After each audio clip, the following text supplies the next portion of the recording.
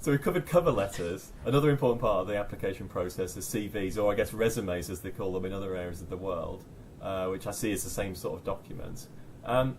What are employers looking for when they're kind of reading a CV?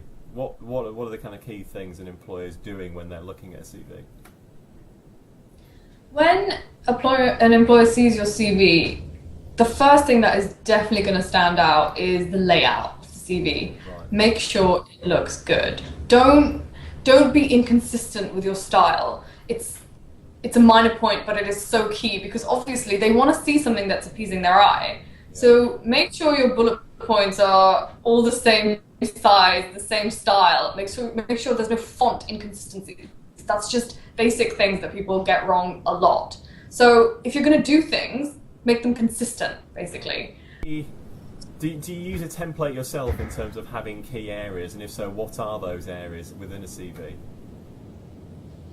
I mean, the template, it's down to personal preference and it depends on the job that you're applying for, but the general one to follow, usually, the basic one, is if you give, first of all, your contact details, Yeah. then you write a profile, which is roughly about 10 lines of reasons as to why you're perfect for the job, and you want to fill that with facts and examples, and if you've got any statistics, those look good too, just an initial profile, just 10 quick lines of why you're perfect, and then after that, employment history usually people have, followed by education, followed by other skills such as if you can speak other languages, that everyone usually wants that, Yeah.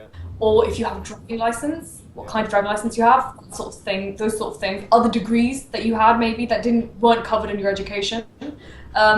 And then the section after that should be hobbies and interests if relevant. Don't add it in if there's nothing relevant in there. So like if you're going to do conservation for like marine biology, Yeah. there's no point talking about how you were a member of the Poetry Society in school. Just that doesn't make any sense.